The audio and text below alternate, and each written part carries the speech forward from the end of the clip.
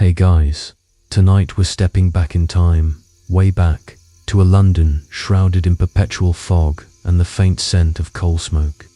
A city where gas lamps flickered to life, painting long, dancing shadows on cobblestone streets.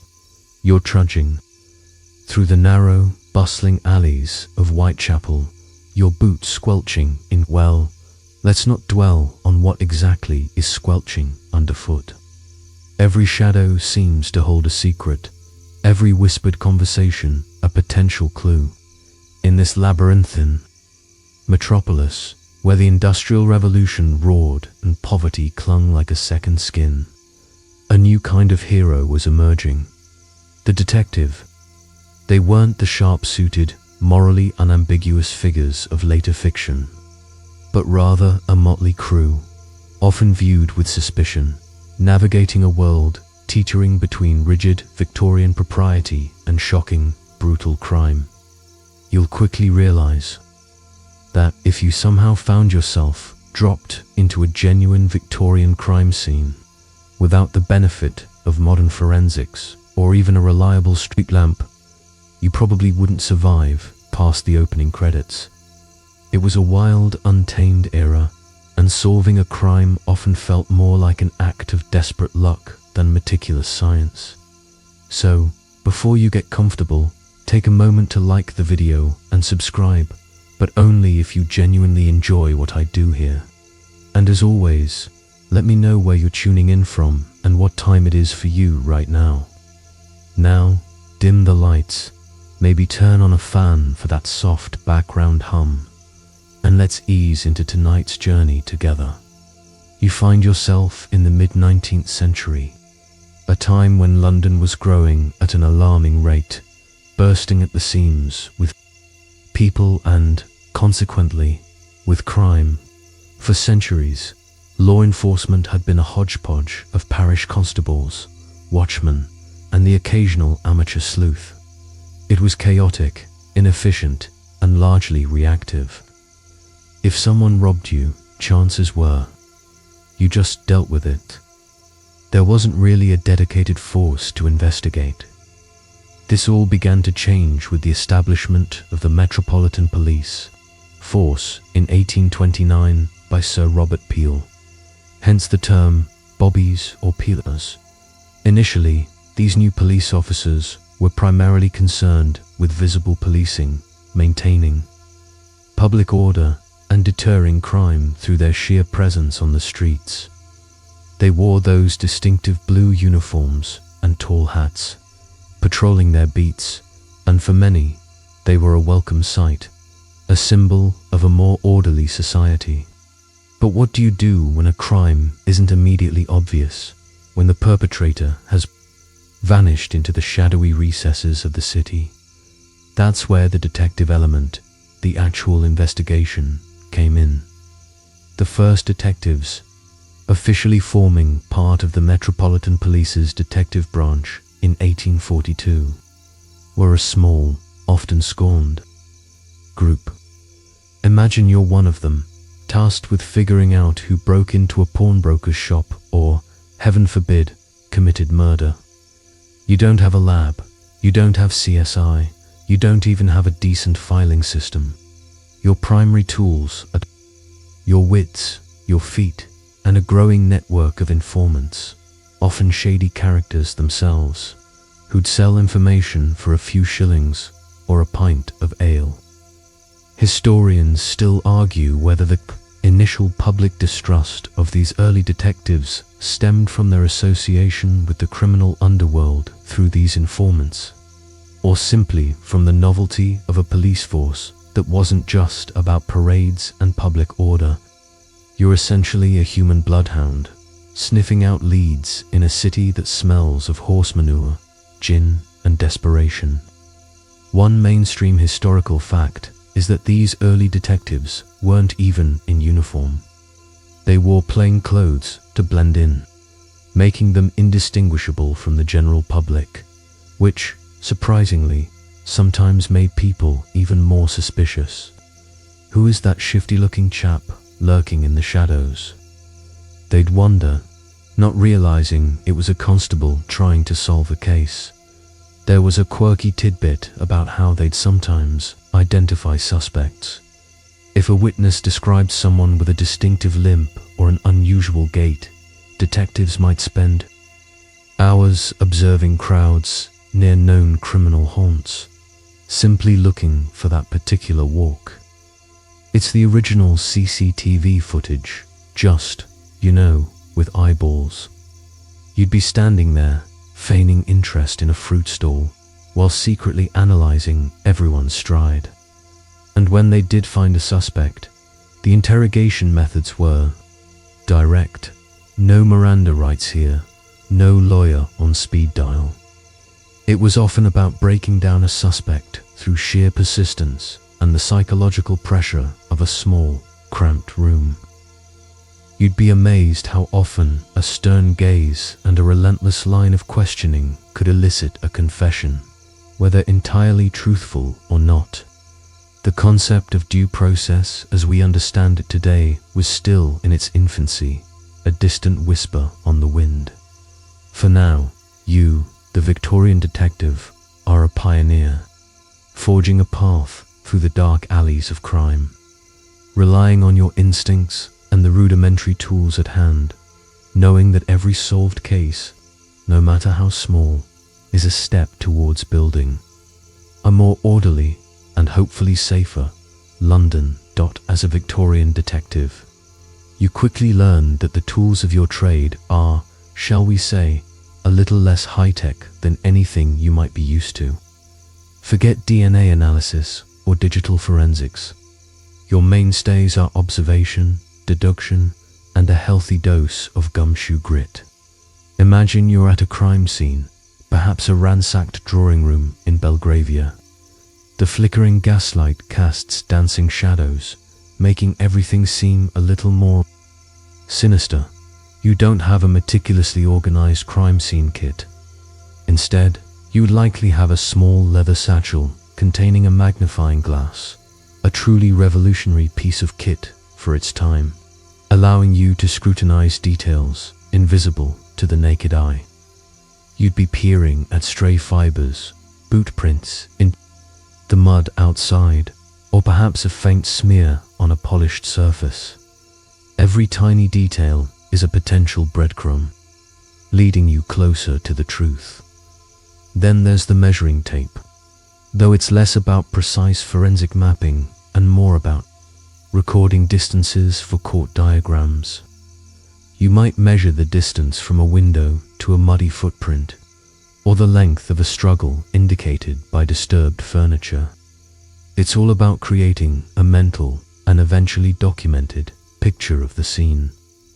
You'd also carry a notebook and pencil, of course, because even in the age of steam and gas, good old-fashioned note-taking was paramount. You'd meticulously record witness statements, your observations, and any theories, no matter how outlandish they seemed at first. This was painstaking work, often conducted in poor lighting, sometimes with a crowd of curious onlookers peering over your shoulder, eager for a glimpse of the macabre, one of the more surprising tools in your arsenal, and something historians still debate the true extent of its formal use, was plaster casting. If you found a clear boot print or even a tool mark, you might try to make a plaster cast of it. It's messy, it takes time to set, and it's certainly not always successful, especially if you're working in the pouring London rain. But for the rare, clear impression, it could provide crucial evidence, allowing you to compare it to a suspect's boots or tools. Think of it as the great-great-grandparent of modern impression analysis. Another quirky tidbit. Some detectives were known to carry small, collapsible spyglasses, not for spying on distant ships, but for observing suspects or locations from a discreet distance. It's the equivalent of a modern detective's binoculars, just a bit more elegant, and perhaps a little more prone to getting fogged up in the London damp. And let's not forget the informant network. While not a physical tool, it was absolutely essential. You'd cultivate relationships with barkeepers, cab drivers, street urchins, and anyone else who might have an ear to the ground in the city's underbelly. They were your eyes and ears where you couldn't be, providing whispered tips about known criminals, suspicious activities, or even the latest gossip that might lead to a break in a case. This was a precarious dance, as these informants often lived on the fringes of legality themselves. You'd be offering small sums of money, or perhaps looking the other way on a minor transgression, all in the pursuit of greater justice. The ethics were, shall we say, fluid. One mainstream historical fact is that early detectives often had to rely heavily on public appeals in newspapers, offering rewards for information. You'd sometimes see lurid descriptions of crimes or suspects, hoping that someone, somewhere, had seen something. It was a pre-internet viral plea, relying on the widespread readership of the penny dreadfuls and daily papers. The reliance on these crude methods meant that a detective's most important tool was often their own reputation and local knowledge. You needed to know the labyrinthian streets, the shortcuts, the safe houses, and the drinking dens. You needed to recognize faces, even in the gloom, and remember whispers heard months ago. It was a mental map of crime, built up through years of tireless pounding the pavement. You might even carry a few disguises yourself, a different hat, a smudged face, or a change of coat to blend into different areas of the city without drawing undue attention. It's less about theatricality and more about practical necessity. You don't want to be recognized by the very people you're trying to observe.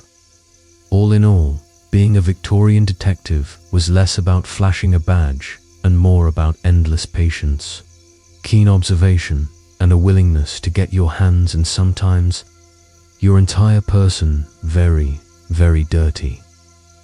You're still deep in the gritty reality of Victorian detective work, and just when you think you've got a handle on the boot prints and whispered tips, something truly groundbreaking starts to emerge, something that will fundamentally change how criminals are identified. Photography. Imagine, for a moment, the sheer difficulty of identifying a suspect based solely on a witness's description. He was tallish, with a bit of a mustache. You know, a common sort of fellow. Not exactly a precise science, is it? Before photography, police relied on detailed written descriptions, often accompanied by crude sketches or even clay busts. These were notoriously unreliable, especially if a suspect changed their hairstyle or grew a beard. It was a bit like trying to find Wally in a crowd, except Wally keeps changing his hat. Enter the camera. Early photographic processes, like the daguerreotype or the wet collodion process, were cumbersome and expensive. You certainly couldn't just snap a quick mugshot with a smartphone. The equipment was bulky, requiring long exposure times and a portable darkroom for on-the-spot developing. But despite these logistical challenges, the potential was immediately clear. One mainstream historical fact is that the first official use of photography for criminal identification began in the 1850s, particularly in France, with figures like Alphonse Bertillon later standardizing the process. Suddenly, you, the detective, had an objective, immutable record of a person's face. No more relying on fuzzy memories or artistic interpretations. You had a photograph, so how did this work in practice? If you arrested a suspect, you'd arrange for their photograph to be taken. This wasn't about glamour shots. It was purely for identification. These early mugshots often had the subject looking straight at the camera, then in profile, capturing their distinguishing features, a particular nose, ear shape, or scar. A A quirky tidbit about this era is that suspects weren't always cooperative, and getting them to sit still for the long exposure times could be a challenge. Sometimes they'd actively try to obscure their face or blur the image, thinking it would make them harder to identify. You'd have to be quite persuasive, or perhaps a little intimidating, to get them to cooperate. Just look at the birdie, you might say, though it was less about a bird and more about the threat of a night in a damp cell. These photographic records, often called rogues galleries, became invaluable. Imagine a large album filled with grim-faced individuals, each page a potential lead. If a witness came forward, you wouldn't just read them a description. You'd sit them down with the album, asking, "Do you recognize anyone here?" It was a massive leap forward from memory alone. Historians still argue whether the initial impact of photographic identification was more psychological, instilling fear in criminals, who knew their faces could now be permanently captured, or genuinely practical in terms of solving cases. Either way, it was a game changer. You could now share these photographs with other police forces, allowing for easier identification of criminals who moved between cities. A thief from London apprehended in Manchester could be quickly identified if his image was on file. The rise of photography also had implications beyond mere identification. It could document crime scenes, capturing the layout of a room or the position of bodies before anything was disturbed. Of course, the sheer size of the equipment meant it wasn't always practical to haul a camera to every minor incident, but for serious crimes, it provided an unprecedented level of detail and a permanent record that could be presented in court. You could, for the first time, show a jury exactly what the scene looked like, rather than relying solely on descriptions. This added a new layer of credibility to police evidence. It was slow, it was fiddly, and it required a certain level of technical skill.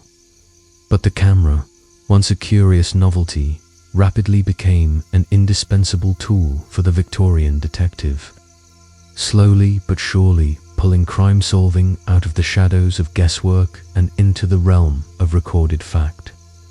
You're no longer just collecting anecdotes. You're building a visual archive of the criminal underworld. You've seen how photography started to put faces to names, literally, for the Victorian detective.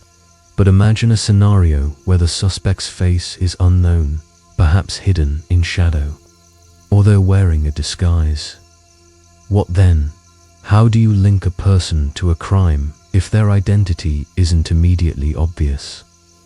This is where the truly revolutionary, and initially quite controversial, concept of fingerprinting begins to inch its way into the detective's toolkit. For centuries, people had noticed that fingerprints were unique, a kind of personal signature, left by our very skin. But how do you systematically collect, categorize, and use them to solve a crime? That was the million-dollar question, or rather, the few shilling question, given the prevailing economy. The journey to universal acceptance of fingerprints was anything but smooth. Early attempts to use them in criminal investigations were often met with skepticism, even ridicule. You can almost hear the judge now. "You mean to tell me, constable, that this smudged mark from a dusty window pane is enough to convict a man?" Preposterous. It took pioneers like Dr. Henry Ford's, a Scottish physician working in Japan in the 1880s, and Sir William Herschel, a British administrator in India, to systematically study and document the uniqueness and permanence of these ridge patterns, folds, even proposed using them to identify criminals, a concept that was quite literally scoffed at by some of his contemporaries. It's funny, isn't it, how something so obvious to us now was once considered a fringe idea. One mainstream historical fact is that the first practical application of fingerprinting for criminal identification in England is often attributed to Sir Francis Galton, a polymath who, in the late 1880s and early 1890s, published comprehensive works on the subject, developing a classification system that laid the groundwork for future police methods. He meticulously categorized patterns like arches, loops, and whorls, demonstrating their individuality and permanence. Imagine you, the detective, poring over these intricate patterns with a magnifying glass, trying to match a partial print, left on a stolen silver locket to a suspect's ink-rolled fingers. It was painstaking, highly detailed work, demanding incredible patience and a keen eye. A quirky tidbit from this period involves the initial resistance to fingerprinting. Some argued it was an invasion of privacy, an attempt to catalogue honest citizens like criminals. Others simply found it too scientific and lacked the dramatic flair of a confession extracted by cunning questioning. There were even a few who believed that criminals could somehow alter their fingerprints, perhaps by burning them off with acid, a rather gruesome and largely ineffective endeavor, as it turns out. You can imagine the snorts of disbelief in the smoky backrooms of Scotland Yard when someone first suggested that a few lines on a finger could send a man to the gallows. Historians still argue whether the slow adoption of fingerprinting was due to inherent professional conservatism within the police force, or simply the time it took to develop truly reliable and scalable methods for collection and comparison. Despite the hurdles, the evidence for fingerprinting's power was slowly mounting. One famous case, though slightly later, in 1902, involved the Deptford murder, where a burglar named Harry Jackson was linked to the crime by a single thumbprint left on a freshly painted windowsill. It was a landmark moment, providing irrefutable proof that this new science worked. You can envision the detectives of the day, their skepticism slowly turning to awe, as this seemingly insignificant mark provided a definitive link to the perpetrator. From then on, the slow, steady march towards universal acceptance began. For the Victorian detective, it meant another crucial piece of the puzzle, a silent, unforgettable witness left at the scene, waiting for a keen eye and a new kind of scientific understanding to reveal its secrets. You're no longer just looking for faces, you're looking for patterns, for the subtle, invisible imprints left behind that speak volumes. So, you've got your magnifying glass for those pesky fingerprints, your camera for mugshots, and a very sturdy notebook. But what happens when you're investigating a complex case, and you need to communicate vital information quickly across the sprawling, often gridlocked expanse of Victorian London? The telegraph exists, yes, but it's not always accessible or practical for urgent, specific messages to individual detectives on the street. This is where you, the surprisingly resourceful Victorian detective, might turn to an ancient, feathered ally, the carrier pigeon. Yes, you heard that right. Before texts, before phone calls, even before reliable wired communication was widespread for rapid localized alerts, pigeons were performing vital, if sometimes messy, service. Imagine you've just uncovered a critical piece of information at a distant crime scene. Perhaps a warehouse down by the docks, far from any telegraph office. You need to alert Scotland Yard immediately, but sending a runner through the chaotic streets could take ages, and any delay might allow a suspect to flee. This is where your small, feathered friend comes in. One mainstream historical fact is that carrier pigeons had been used for centuries for communication, but their specific, albeit limited, adoption by police forces in the late 19th century demonstrates an ingenuity born of necessity. Certain police stations, particularly those in more remote areas or involved in surveillance operations, maintained small pigeon lofts. It's less like a high-tech communications hub and more like a very feathery messaging service. You'd write your urgent message on a small piece of thin paper, sometimes called a flimsy, roll it up tightly, and secure it to the pigeon's leg in a tiny metal capsule or a simple rubber band. Then, with a practiced flick of the wrist, you'd release the bird. It's a moment that feels almost anachronistic, doesn't it? This ancient method of communication, right alongside the burgeoning technologies of gaslight and steam engines. The pigeon, with its incredible homing instinct, would then, hopefully, make its way back to its loft at headquarters or a designated receiving station. A quirky tidbit is that these police pigeons were often specifically trained for this purpose, sometimes even by former pigeon fanciers among the constabulary. They'd be given special diets and exercise routines to ensure they were swift and reliable. The original elite special forces of the avian world. Of course, it wasn't a foolproof system. Weather could be an issue. A strong headwind or a sudden downpour could delay a bird or even disorient it. Predatory birds, like hawks, were also a threat. And let's not forget the sheer unpredictability of an animal. Did the pigeon get the message? Was a question that could induce a fair bit of anxiety. Historians still argue whether the use of pigeons by Victorian police was more for urgent, strategic dispatches, or simply for the rapid relay of non-critical intelligence, allowing regular constables to send updates back to their superiors without having to leave their beats. Regardless, it provided a valuable, if sometimes unreliable, alternative when other communication methods were simply too slow or unavailable. You'd probably keep a few carefully selected biscuits in your pocket for your feathered colleagues, just in case. After all, a well-fed pigeon is a happy pigeon, and a happy pigeon delivers its message. For you, the detective on the ground, the pigeon represented a lifeline, a way to quickly get vital information back to base, or perhaps to summon reinforcements if you found yourself in a tight spot in a dimly lit alley. It bridged the gap between the speed of a developing situation and the relatively sluggish pace of official communication channels.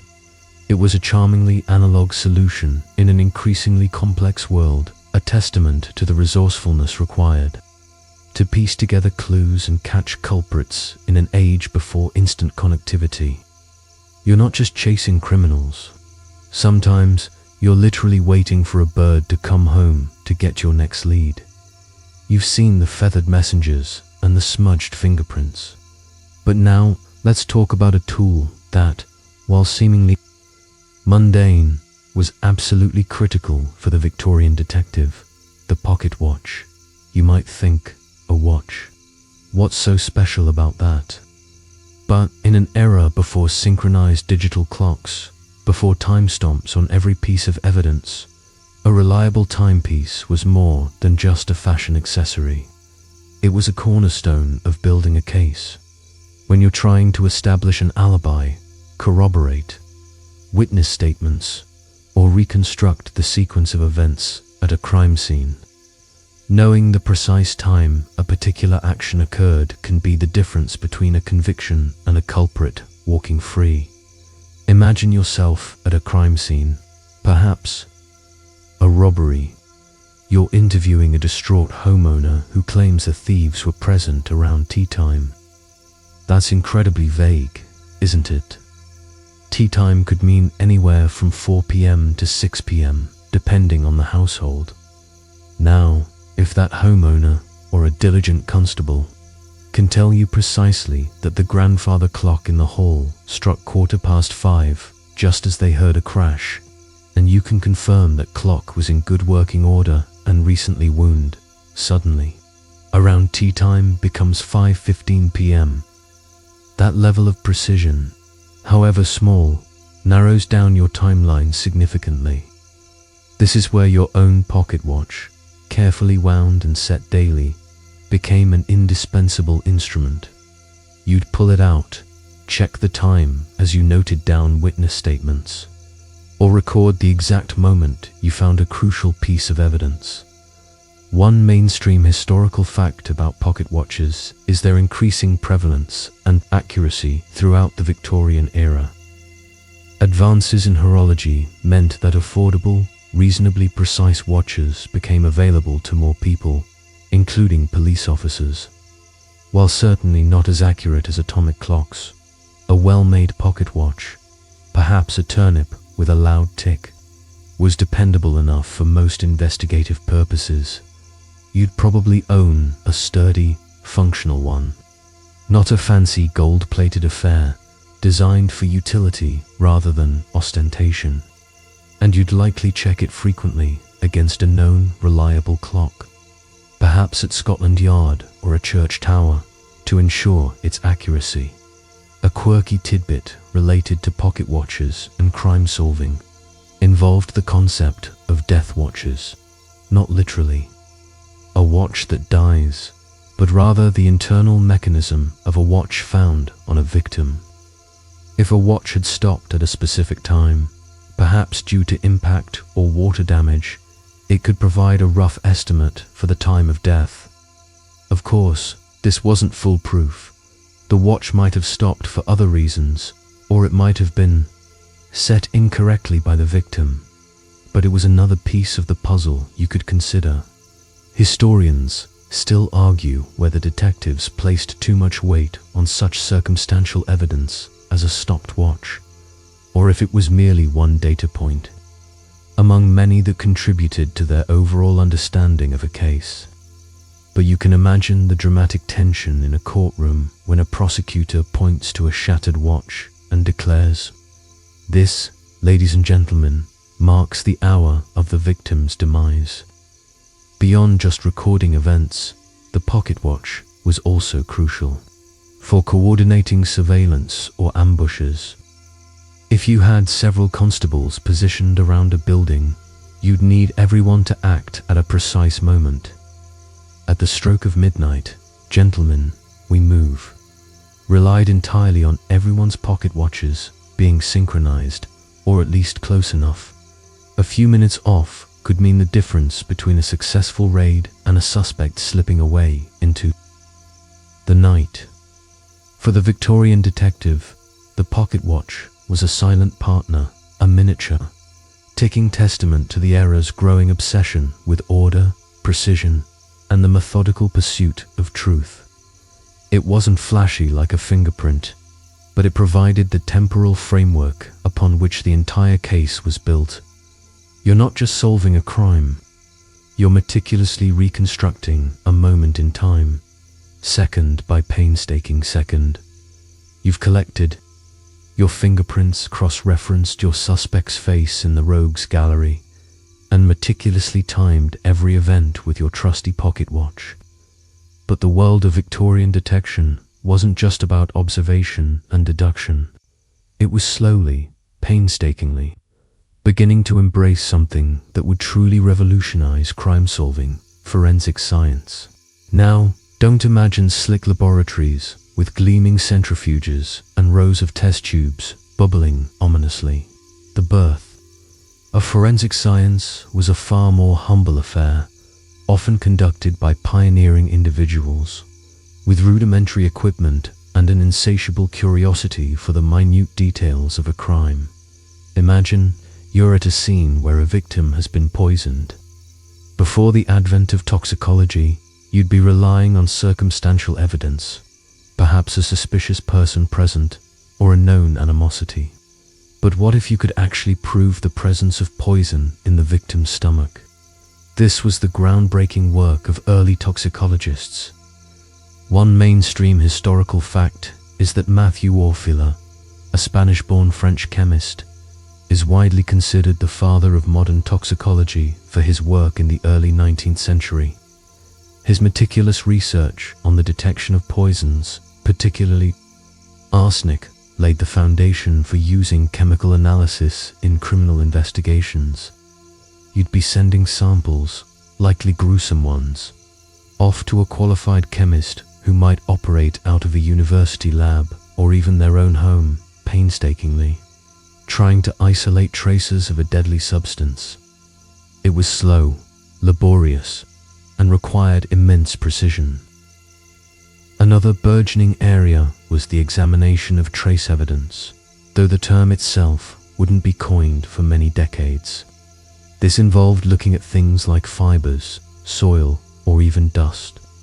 If a suspect was found with mud on their boots that matched the unique soil composition of a specific crime scene, that was a powerful, if circumstantial, piece of evidence. It was less about advanced microscopy and more about careful visual comparison, often under a strong gas lamp. A quirky tidbit from this nascent field involves the study of bloodstains. While not yet the sophisticated blood spatter analysis we know today, pioneers were starting to realize that the shape and direction of bloodstains could tell a story about how a struggle unfolded. Was the blow struck from above? Did the victim move after being injured? It was a fascinating, if grisly, puzzle. Historians still argue whether the initial impact of these early forensic methods was more about proving the cause of death, or about definitively linking a suspect to a crime scene through scientific means. Both, of course, were incredibly valuable. The early forensic experts were often self-taught or highly specialized academics who lent their expertise to the police. They were the original consultants, called in when a case stumped the traditional detective. They might examine a bullet, attempting to link it to a specific firearm based on its rifling marks. Though ballistics was still very much in its infancy, they might analyze handwriting to determine if a ransom note was penned by a known associate. Each of these nascent scientific disciplines added a new layer of objectivity and undeniable proof to investigations that had previously relied heavily on eyewitness accounts, which, as any detective will tell you, can be notoriously unreliable. For you, the Victorian detective, this meant that your cases were no longer solely about chasing leads and questioning suspects. You were increasingly becoming a conduit for scientific inquiry. You'd gather the samples, carefully preserving them as best you could, often in less than ideal conditions, and then wait, sometimes for weeks, for the results from the men of science. It was a slow evolution, but one that irrevocably changed the nature of police work, moving it from pure art to an art increasingly informed by scientific rigor. You weren't just a gumshoe anymore. You were a nascent scientific investigator, piecing together the invisible threads of a crime. You've delved into the evolving toolkit of the Victorian detective, from pigeons to early forensic techniques. But these innovations didn't happen in a vacuum. Crucially, the way the public perceived these new crime fighters was constantly shifting. A complex interplay of fear, trust, and sensationalism fueled by the popular press. At first, as we touched on, the very idea of a plainclothes detective was met with suspicion. Who is this person? Are they truly a constable, or just another ne'er-do-well trying to dupe me? This initial distrust was perhaps understandable in a society where uniformed authority was the norm. Imagine you in your bowler hat and dark coat, trying to question a witness who eyes you nervously, wondering if you're really there to help, or if you're somehow involved in the very crime you're investigating. The early police force, including the nascent detective branch, faced an uphill battle for public acceptance. One mainstream historical fact is that the Metropolitan Police, initially dubbed peelers or bobbies, were revolutionary in their approach to policing by consent, attempting to maintain order without relying on military force. Yet, the Plainclothes detectives sometimes seemed to contradict this, operating in the shadows, associating with informants, and employing methods that felt less transparent. A quirky tidbit from this period is the popular caricature of the detective in penny dreadfuls and sensational novels, often portrayed as a cunning, almost superhuman figure, or, conversely, as a bumbling idiot who stumbled into solutions. This dual portrayal reflected the public's conflicting views, a mixture of awe and skepticism. This fluctuating perception was profoundly influenced by the media of the day. Newspapers, often locked in fierce circulation wars, would sensationalize crimes and exaggerate the exploits or failures of the detectives involved. A successful arrest would be trumpeted as a triumph of Victorian order, bolstering public confidence. But a series of unsolved crimes, particularly those involving gruesome details or high-profile victims, could swiftly erode that trust, leading to public outcry and demands for greater police efficiency. Historians still argue whether the press's sensationalism genuinely aided police in garnering public support, or if it inadvertently created unrealistic expectations for detection, leading to greater disillusionment when cases remained unsolved. You, the detective, were often caught in the middle, trying to do your difficult work while simultaneously battling public opinion shaped by lurid headlines. The rise of famous criminal cases like the Jack the Ripper murders, though notoriously unsolved, paradoxically cemented the detective's place in the public imagination, even as they highlighted the limitations of the era's investigative techniques. Everyone was fascinated by the hunt, the chase, the intellectual duel between criminal and detective. This fascination, however, could also be a double-edged sword. Public pressure to solve high-profile cases was immense, and failure could lead to accusations of incompetence or even corruption. You'd feel the weight of a nervous city on your shoulders, particularly if a notorious criminal was still at large. Over time, as detectives achieved more successes, and as the public grew accustomed to their presence, a grudging respect began to emerge. The image of the private inquiry agent, a figure often operating outside official channels, think early Sherlock Holmes prototypes, though fictional, also influenced how people viewed crime solving. But the official detective, with the backing of Scotland Yard, slowly but surely gained a reputation for method and persistence. You were no longer just a suspicious lurker. You were a guardian, albeit one who operated in a world of shadows, using cunning and quiet observation to protect the populace. This evolving public perception was critical. Without a modicum of public trust, witnesses would be less likely to come forward, and the difficult work of detection would become almost impossible. You were, in essence, selling the idea of professional crime fighting to a skeptical audience. One solved case at a time, you felt the public's watchful eye, sometimes trusting, often skeptical, as the Victorian detective refined their craft. Now, let's step directly into some of the infamous Victorian cases where these nascent methods of detection were put to the ultimate test. These were the high-stakes dramas that captivated the nation, filling the penny dreadfuls and sparking hushed conversations in parlors and pubs. They weren't just crimes, they were puzzles, and you, the detective, were expected to solve them with your still-developing toolkit of observation, deduction, and early forensics. Consider, for example, the road murder of 1860, a truly sensational case that predated the widespread adoption of fingerprinting, but perfectly illustrates the reliance on meticulous scene examination and psychological profiling. A 3-year-old boy, Francis Saville Kent, was found murdered in an outdoor privy at a country house.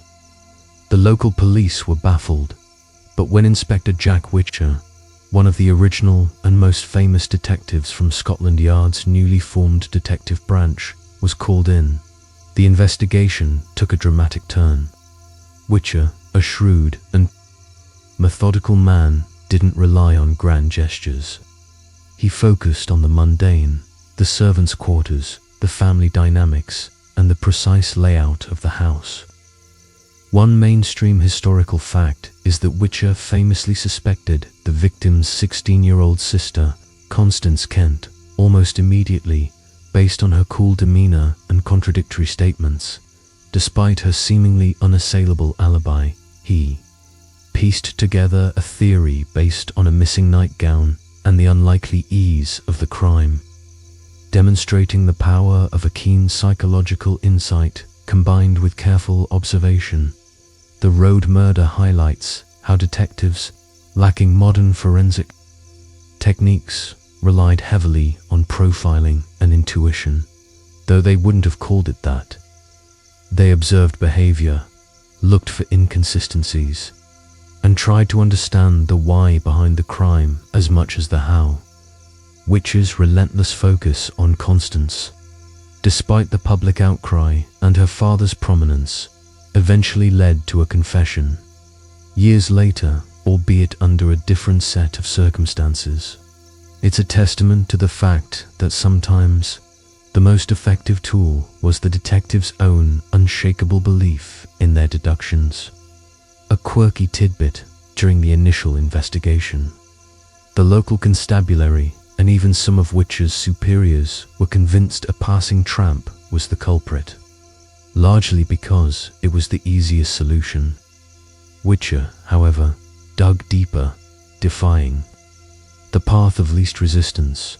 Historians still argue whether Witcher's methods were truly pioneering forensic detection or simply an exceptionally brilliant use of old-fashioned detective work and psychological intuition. Another case that often comes to mind, though a tragic failure for the police, is the series of Jack the Ripper murders in 1888. You, as a detective in London at that time, would have been at the epicenter of unparalleled public fear and frustration. Despite the enormous police resources thrown at the Whitecap murders, the killer was never caught. This case, perhaps more than any other, exposed the limitations of Victorian policing. The lack of a centralized forensic lab, the absence of a systematic fingerprint database, though fingerprints were starting to be used. They weren't universally collected, and the sheer difficulty of operating in the overcrowded, desperate East End. The use of bloodhounds was even attempted, a rather desperate and largely unsuccessful measure that highlights the lack of scientific tools. This case, more than any other, amplified public debate and demands for greater police efficiency and scientific methods. These cases, whether solved or tragically not, illustrate the immense pressure and learning curve for Victorian detectives. They were trying to build a new science of crime solving, often in the glare of public scrutiny, with rudimentary tools and against cunning adversaries. You were navigating a world where success brought fleeting glory and failure brought furious condemnation, all while trying to apply new, often unproven, techniques to the most brutal and baffling of human acts. You've seen the infamous cases, both triumphs and tragedies, that defined the early days of Victorian detection. But as detectives became more sophisticated, so too did their adversaries. The criminal underworld, far from being static, was constantly observing, adapting, and finding new ways to evade capture. This constant evolution meant that you, the Victorian detective, couldn't afford to rest on your laurels. You had to innovate, often at a faster pace than the very institutions you served. Consider the criminal craft of the era. Before robust police forces and systematic identification, Many criminals operated with a degree of brazenness. They relied on anonymity in the sprawling cities, the slowness of communication, and the difficulty in proving a direct link to a crime without an eyewitness. But as photographs started appearing in rogues' galleries and the concept of a known criminal became more concrete, the shrewd members of the underworld began to change their tactics. One mainstream historical fact is that sophisticated criminal networks, like those involved in organized pickpocketing or large-scale smuggling, became adept at changing their appearance, using aliases, and moving frequently between different cities and even countries to avoid detection. They didn't have to watch YouTube tutorials on how to disappear, but they sure figured it out fast. This forced you, the detective, to develop counter-strategies. The simple mugshot wasn't enough. If a criminal grew a beard, started wearing spectacles, or perfected a different walk, this led to a greater emphasis on shadowing, discreetly following a suspect, sometimes for days or even weeks, to observe their habits, associates, and potential hideouts. It was incredibly tedious work, requiring immense patience and the ability to blend seamlessly into different social strata. You might spend hours lurking outside a pub, pretending to read a newspaper, or feigning interest in a shop window, all the while keeping a keen eye on your target. A quirky tidbit is that some detectives became masters of disguise themselves, adopting different personas to infiltrate criminal gangs or gather intelligence in specific neighborhoods. They weren't just observing, they were becoming temporary inhabitants of the underworld, learning its language and customs. Imagine you, a respectable detective, suddenly adopting the gait and patois of a dock worker, all for the sake of a lead.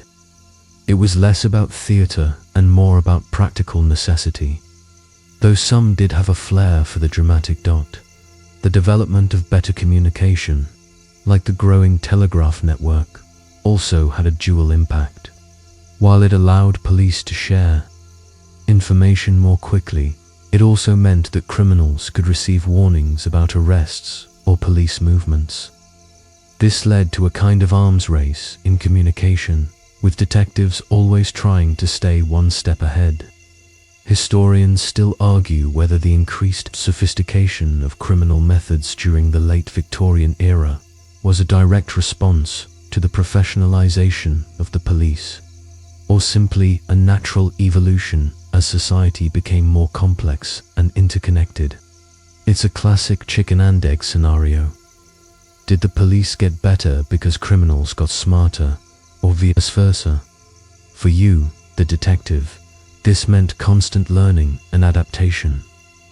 You had to develop a deep understanding of criminal psychology, anticipating their moves, understanding their motives, and recognizing their patterns. It wasn't enough to just collect evidence. You had to interpret it within the context of an evolving criminal landscape. The underworld wasn't a static entity. It was a living, breathing, ever-changing beast, and to catch its members, you had to be just as agile, just as clever, and perhaps just a little bit more patient. You were not just a law enforcer. You were a strategist, playing a perpetual game of cat and mouse in the shadowy corners of a rapidly modernizing world. You've seen how the dance between detectives and criminals became increasingly intricate, each side adapting to the other. But sometimes, a single, grand event can inadvertently accelerate the pace of both crime and its detection. For the Victorian era, one such monumental catalyst was the Great Exhibition of 1851. Imagine it, a colossal glass palace, the Crystal Palace rising majestically in Hyde Park, housing wonders from across the globe, innovations in industry, art and science. Millions flocked to London, a truly unprecedented gathering of humanity. And where there are crowds, there unfortunately, are opportunities for criminals. Before the exhibition, policing, especially detective work, was largely localized. A pickpocket in Westminster was less likely to coordinate with a burglar in but the Great Exhibition, with its promise of easy targets and its influx of foreign visitors, created a perfect storm. One mainstream historical fact is that the exhibition led to a significant increase in pickpocketing, theft, and other petty crimes. Suddenly, London wasn't just dealing with its own criminal element. It was attracting opportunists from across Britain and even continental Europe. You, as a detective, would have felt this surge keenly, witnessing a level of organized criminal activity that stretched beyond familiar boundaries. It was a bit like a huge international convention for villains. This immense influx of people and the associated rise in crime forced the Metropolitan Police, and by extension its detective branch, to rapidly innovate. They had to coordinate efforts on an unprecedented scale. There were detectives working undercover within the exhibition itself, mingling with the crowds, looking for suspicious behavior. They had to develop better systems for sharing intelligence, not just within London, but with police forces in other cities from which these new criminals might have originated. A quirky tidbit from the exhibition period is that the police utilized a network of plainclothes officers who posed as working-class visitors, trying to blend in and catch the nimble-fingered thieves in the act. They even reportedly exchanged signals through subtle gestures or coded phrases to identify and apprehend suspects without causing a panic. Imagine trying to look utterly fascinated by a spinning jenny while secretly signaling your colleague across the bustling hall that you've spotted a known fence. The sheer volume of visitors also meant a greater emphasis on quick identification and processing of suspects. This put pressure on the developing photographic identification systems, those rogues, galleries, as well as on early methods of documentation. Every arrested pickpocket needed to be identified, their details recorded and potentially linked to previous offenses. It was a massive logistical challenge that, perhaps inadvertently, honed the efficiency of police record keeping and information sharing. Historians still argue whether the organizational improvements forced upon the police by the Great Exhibition were a temporary adaptation to an unusual event, or if they laid permanent groundwork for more sophisticated national policing strategies that would emerge in later decades. For you, the Victorian detective, the Great Exhibition was a crash course in large-scale crime management. You learned about criminal networks operating across geographical boundaries, the importance of interforce cooperation, and the subtle art of surveillance in massive crowds. It was a stressful period, no doubt, but one that inadvertently propelled the techniques of detection forward. You weren't just protecting London anymore. You were safeguarding an international spectacle, learning lessons that would prove invaluable in the ongoing battle against an ever-evolving criminal underworld. It was a grand stage, and the detectives were very much part of the unexpected. Gritty drama unfolding behind the scenes of scientific marvels and cultural pride. You've seen the grand stage of the Great Exhibition and how it inadvertently sharpened the tools of detection. Now, let's talk about a skill that, for many Victorian detectives, was as crucial as a magnifying glass or a keen eye: the art of disguise. In a society obsessed with appearances and rigid class distinctions, the ability to blend in, to become invisible in plain sight, was an invaluable asset for an investigator.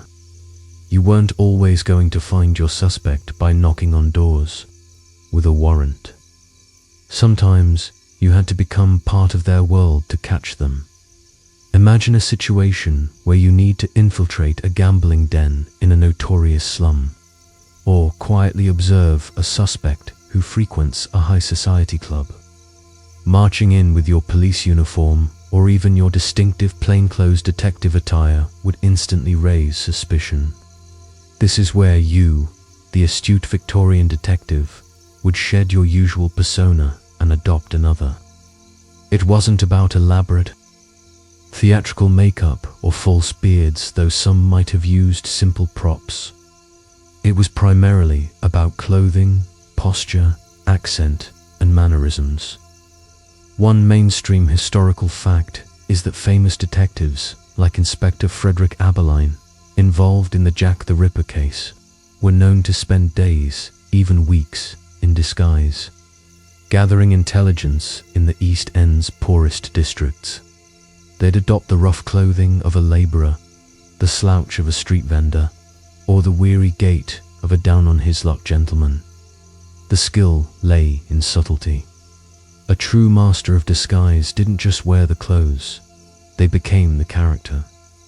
This meant knowing the specific sartorial nuances of different social classes, the cut of a collar, the material of a coat, the style of a hat. A gentleman would never be seen without a particular kind of gloves, while a costermonger would have a specific way of tying his neckerchief. You'd learn the slang, the prevailing attitudes, and even the superstitions of the group you were trying to infiltrate. A quirky tidbit is that some detectives even practiced changing their walk or their way of holding a teacup, believing that these small, unconscious habits were often more revealing than a simple change of clothes. You wouldn't just put on a factory worker's cap. You'd learn the weary drag of their feet after a 14-hour shift.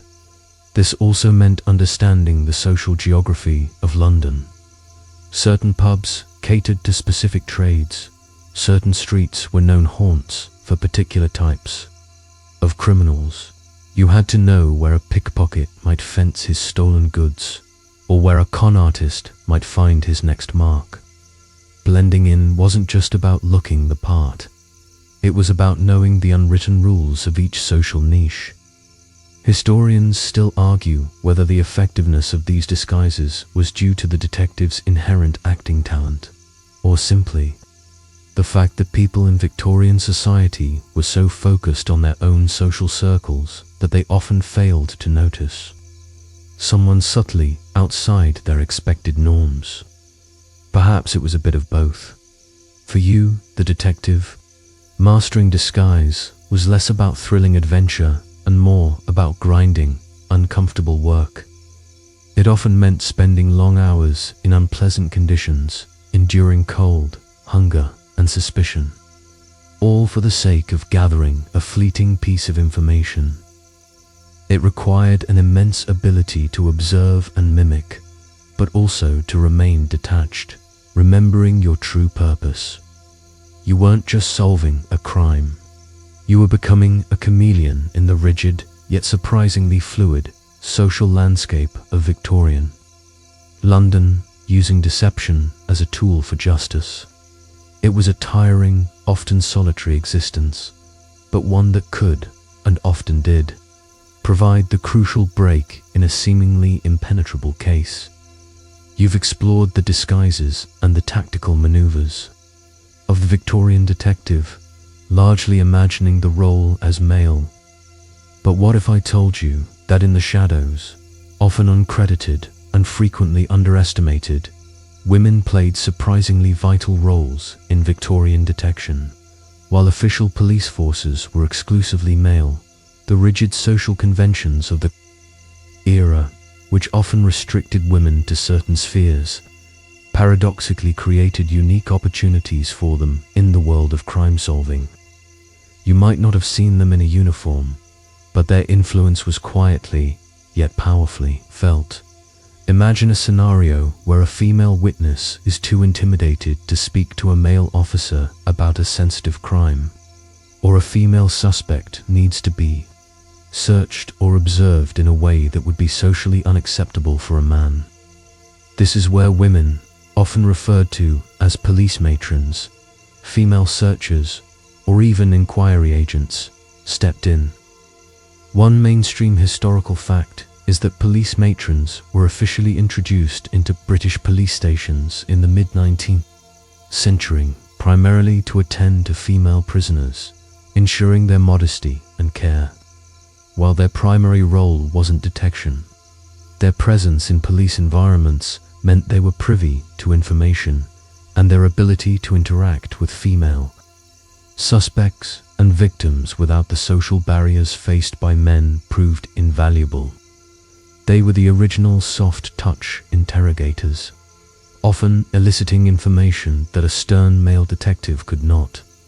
Beyond official roles, some women operated as private inquiry agents, often specializing in cases that involved domestic disputes, infidelity, or issues where a male investigator would be too conspicuous or simply unable to gain trust. Think of it. A woman could enter a drawing room or a ladies' social gathering without raising suspicion, gathering intelligence through polite conversation and sharp observation. A quirky tidbit is that some female inquiry agents were known to work undercover as servants or governesses to infiltrate households and gather information discreetly.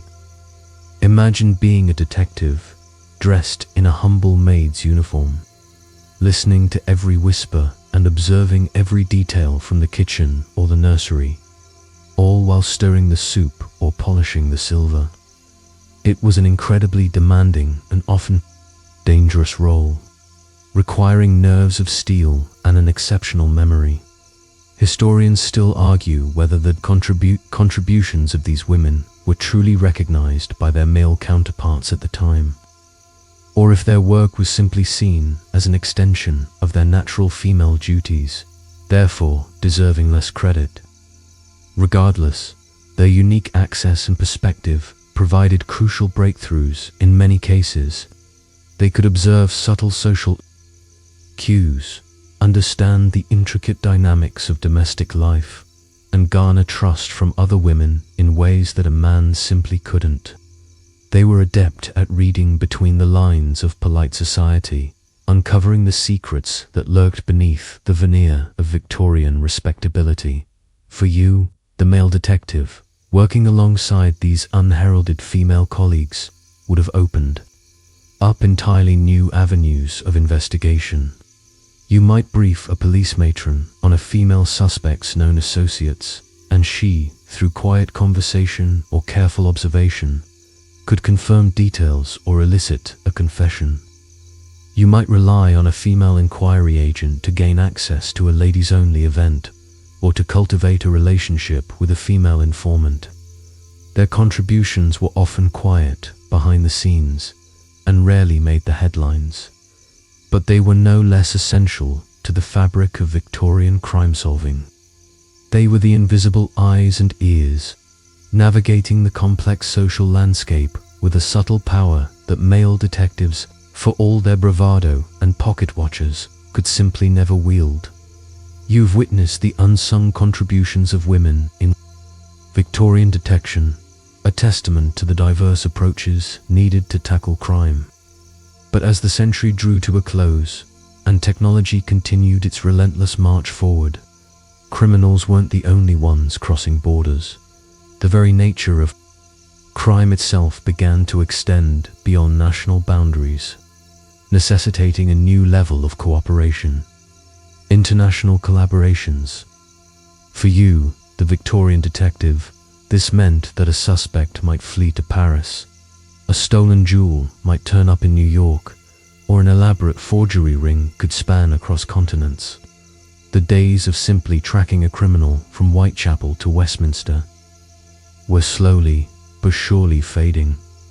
Imagine a sophisticated gang of fraudsters operating out of London, but their victims are in Berlin, and their ill-gotten gains are being laundered in Brussels, before formal international agreements. Tracking such criminals was a diplomatic nightmare, fraught with bureaucratic hurdles and mutual suspicion between different nations' police forces. There was no Interpol, no unified database. you'd be relying on rudimentary telegraph messages, often translated imperfectly, and the personal connections you might have made with foreign police officials during visits or major international events like the Great Exhibition. One mainstream historical fact is that the late 19th century saw the very earliest attempts at formal international police cooperation, driven by the increasing mobility of criminals and the advent of faster communication. These initial efforts were often bilateral agreements between nations, or informal exchanges of information between individual police forces, rather than a global, coordinated effort. You might find yourself corresponding with a French secret officer, exchanging descriptions, photographs, and perhaps even some of those early fingerprint classifications, hoping they could apprehend a suspect who had slipped across the English Channel. It was slow, cumbersome, and often relied more on goodwill than established protocols. A quirky tidbit from this period involves the exchange of rogues galleries between nations. Imagine receiving a thick, leather-bound album from the Parisian police, filled with unfamiliar faces, each with a brief description in French. You'd pore over these images, hoping to spot a familiar villain who might have recently taken passage across the channel, or perhaps recognize a style of criminal operation that matched a local unsolved case. It was a tedious process, akin to a global game of spot the difference, but it was a crucial step in building a larger picture of the international criminal underworld. Historians still argue whether these early international collaborations were genuinely effective in reducing cross-border crime, or if they were more symbolic, laying the groundwork for the more robust international policing bodies that would emerge in the 20th century. For you, the Victorian detective, this emerging international dimension added another layer of complexity to an already challenging profession. You were no longer just a London bobby. You were, in a nascent sense, a part of a global network, however loose and informal. It meant broadening your understanding of criminal methods beyond local street gangs, recognizing that a crime committed in London might have its roots, or its ultimate payoff, far across the sea. You might even travel abroad, a rare and momentous undertaking, to extradite a particularly notorious criminal. This expanded horizon brought both new challenges and new triumphs, slowly transforming local policing into something that began to resemble the interconnected world of modern law enforcement. The chase, you realized, now knew no borders. You've tracked the Victorian detective through their ingenious use of pigeons, the meticulous timing of pocket watches, and their slow embrace of photography, fingerprinting, and nascent forensic science.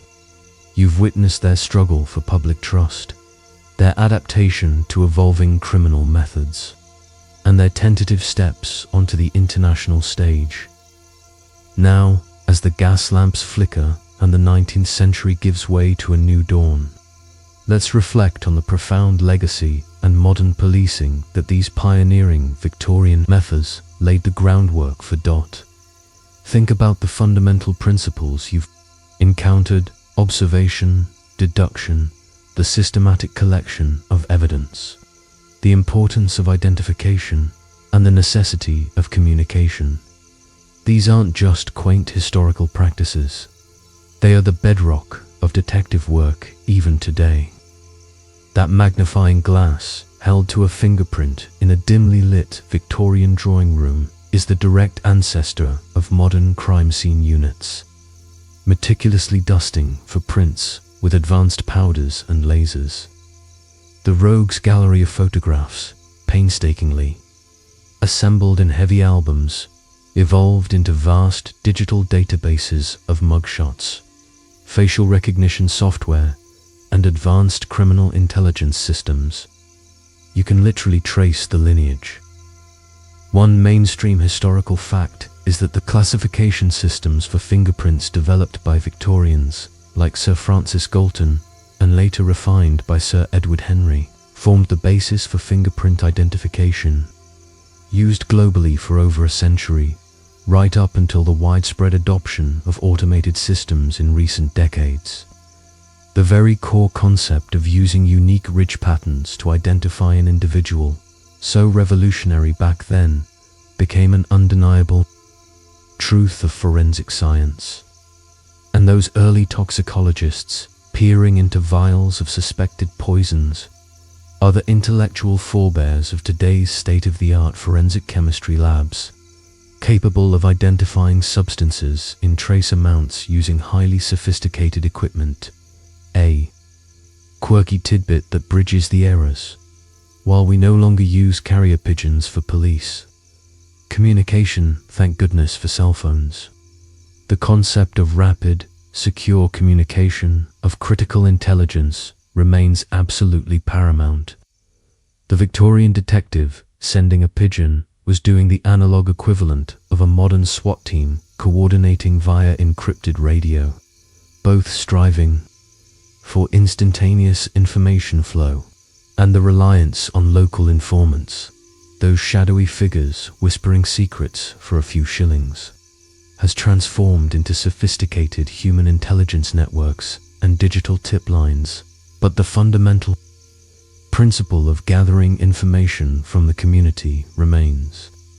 Historians still argue whether the transition from the intuitive, artistic detective of the Victorian era to the scientific, evidence-driven detective of the 20th century was a sudden paradigm shift, or a gradual, almost imperceptible evolution driven by technological progress.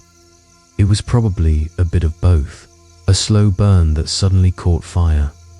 For you, standing at the cusp of the modern age, it's clear that the Victorian detective, for all their seemingly rudimentary tools, was laying bricks for a monumental structure. They navigated a world without forensic labs, without DNA, without even reliable streetlights. Yet they managed to establish principles and practices that endure. The meticulous note-taking, the careful observation of details, the psychological insight into criminal minds. These are timeless skills that transcend technology. The challenges they faced, the public skepticism, the evolving nature of crime are echoes of the same struggles faced by law enforcement today. So next time you see a detective on screen or read about a solved case, take a moment to tip your hat to those original gumshoes in their bowler hats and dark coats. They truly built the foundation, brick by painstaking brick, that allows us to sleep a little sounder tonight.